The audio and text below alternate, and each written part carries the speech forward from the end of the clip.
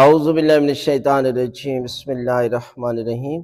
غربت اور فاقہ بالکل ختم۔ جمعہ کے دن کا خاص وظیفہ، رزق میں برکت ہی برکت۔ اللہ کے رسول کا یہ بتایا ہوا یہ عمل ہے۔ ہم جو ہے وہ کہانیاں پڑھتے ہیں، اور کہانیاں جن کا وجود نہیں ہے، لیکن وہ سبق ان سے حاصل کرتے ہیں کہ جس مقصد اور جس سبق کے لیے یہ کہانی بنائی جاتی ہے۔ حالانکہ قرآن مجید جو ہے وہ پروردگار کی طرف سے عظیم ترین کتاب ہے کہ جس میں قصے ہیں اور اس میں انسانوں کے لیے عبرت ہے۔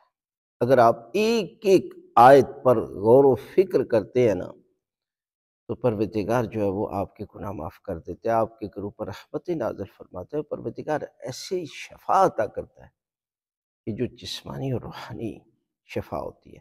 لہذا اللہ کے رسول کا بتایا وہ یہ عمل کرے نا۔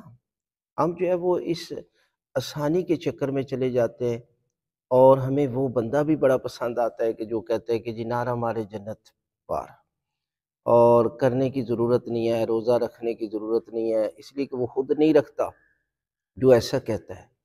اس لیے کہ جو انسان تبلیغ کرتا ہے اور تبلیغ کا اس کی ذات پر اثر نہیں ہے، تو لوگوں پر کیسا اثر ہوگا؟ لہٰذا یہ ہے کہ آپ روز جمعہ سورہ واقعہ کی تلاوت کریں، ہر شب بھی کر سکتے ہیں، روزانہ بھی کریں۔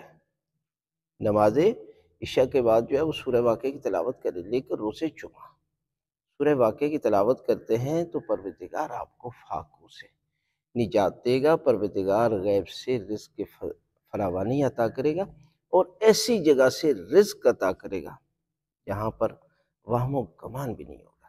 لہذا آپ قرآنی اعمال کیا کریں، تو پروردگار جو ہے وہ جہاں قرآن کے صدقے میں رحمتیں نازل ہوتی ہیں، وہاں دنیا کے سارے مسائل جو ہے وہ قرآن مجید کے ذریعے پروردگار جو ہے وہ ان کو حل فرما دیتا ہے۔